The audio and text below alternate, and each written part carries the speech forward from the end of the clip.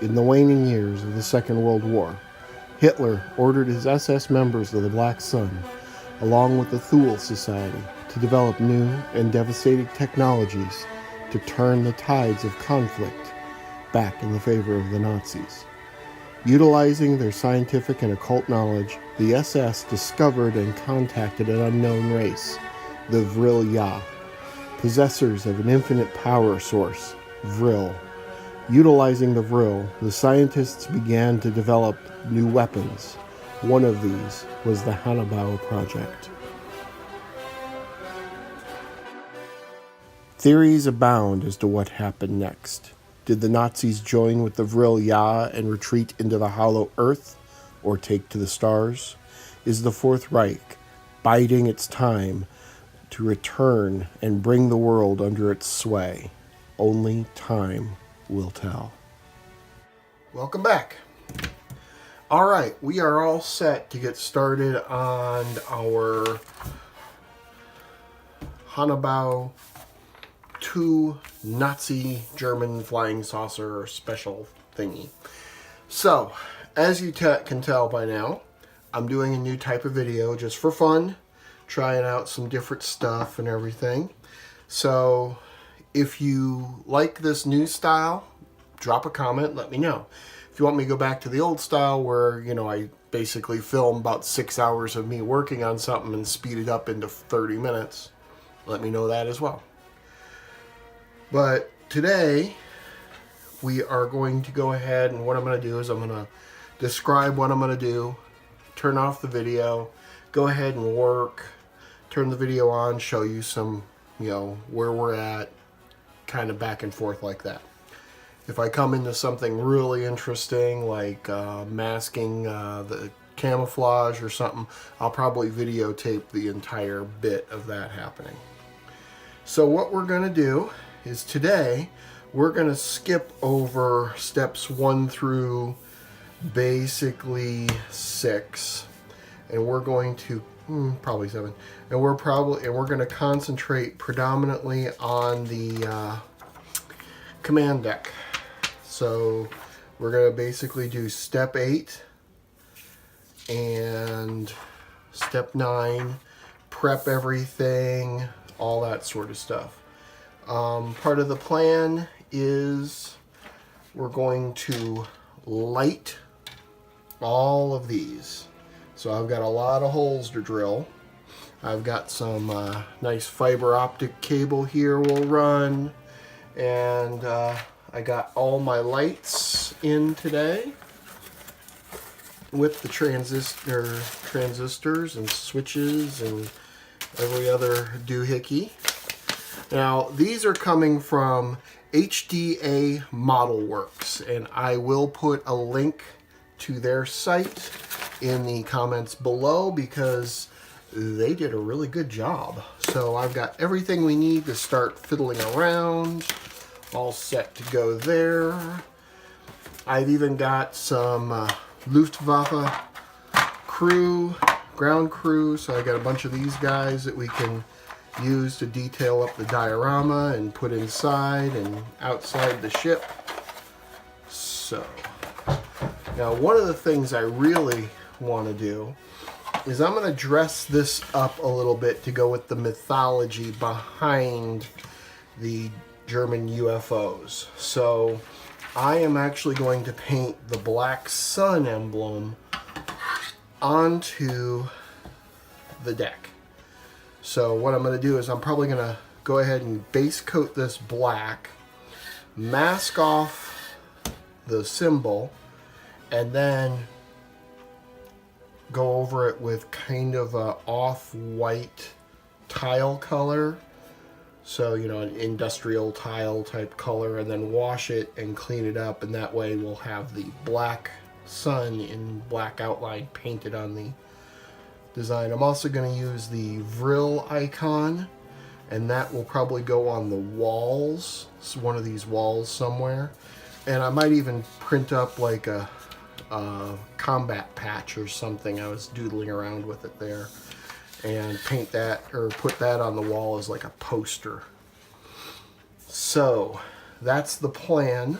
And remember, we're also going to take the engine and cast it in solid resin. I need to pick up some clear resin for that. So I'm going to go ahead and start clipping parts and getting ready to punch holes and drill and all that sort of stuff. So I've got my coffee, I've got my vise drill bit, and I am ready to get going. So I'll drop back in on you in a few minutes, give you an idea how it looks.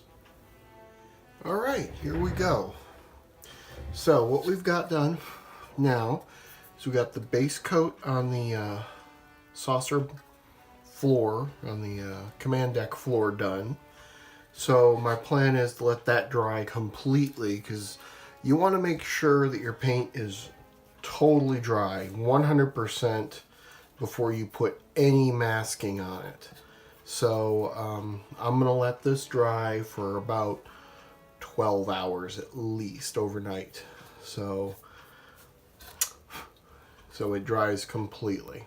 The other thing I've done is, I don't know if we can get up here to zoom in, I've cut and bored out all the command deck panels. So all the instrument panels, everything, all the little, let's see if we can see those okay. All those will be lit up, and on the inside I've blacked out the entire inside so no light will bleed through. So the next time, once this is done, what we're going to do is repaint these with a lighter color. This is the base coat right now. And then we'll do the detailing on the panels. So all the instrument panels will be detailed and colored and painted in. We'll be masking off the deck and getting ready to paint it. And I've glued together the engine, the anti-gravity Vril technology engine. And what we're going to do is cast this in a silicone. So I get a rubberized mold that I can peel off of it. And then we will we'll use that mold to cast it in clear resin. So I can punch 2 holes in the bottom here, and it will be, so the holes will come up through here, and this will actually be lit so it glows. And that's the plan for now. So we're going to let this dry, and I'll come back in a little bit and we'll continue on with the project, and that's the plan. So back in a few. And back. All right, what we've got now is the command deck has been painted and masked. So I used a what color did I use?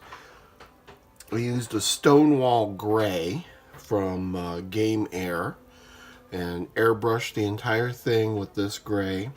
We're gonna then put a wash over it with black. Then we'll peel off the masking, and then we'll do a light dry brush. So we'll be all set there. These plates will be metal, so they'll be kind of an aluminum color. Actually, you know what? I should paint those before I remove the mask. So that'll be next. So we'll paint those next. Then we'll do the wash. Then we'll do the dry brush. Then we'll remove the mask. Try to do it all in order. Makes sense there, huh? And then we have also got the command control panels painted up like so. Now what I've done with these is I drilled out all these large holes, and then I've put in the openings some white glue, just regular old Elmer's glue, because it dries opaque. And what that will do is, let me get one of my lights here. I'm going to turn this one off. So the lights we have do that. And then if I put that inside, see, they act like a little reflector in there and gather the light. So that's the plan there. Not bad. I kind of like the way those look. And then for a lot of the smaller lights, I've already started with this one, and we're running the fiber optics. So each one of those is getting a bundle of 3 fiber optics inside there. Probably get a bundle in this side too. And these will get the same. There's some fiber optics that'll go in those right there. Then of course what will happen is I'll bundle all of these together, trim them down, and attach them directly to a light with shrink wrap. So I'll just basically put that, run the fiber optic bundle in there, shrink it down, and that way those lights get those fibers get all the light at once. So that's where we're at right now. We're going to go ahead and end this video at this point and go ahead and post this one up, and then we'll start a new video probably tomorrow or the day after. And I'm going to finish soldering up my lights. I'll probably show you how I solder my lights, because that's always good to know. And then we'll finish the base, we'll finish all the fiber optics, and then we'll assemble the command panel, mount all the lights, all that sort of stuff. So, until next time, and as always, keep building, and thank you for watching. Have a great day.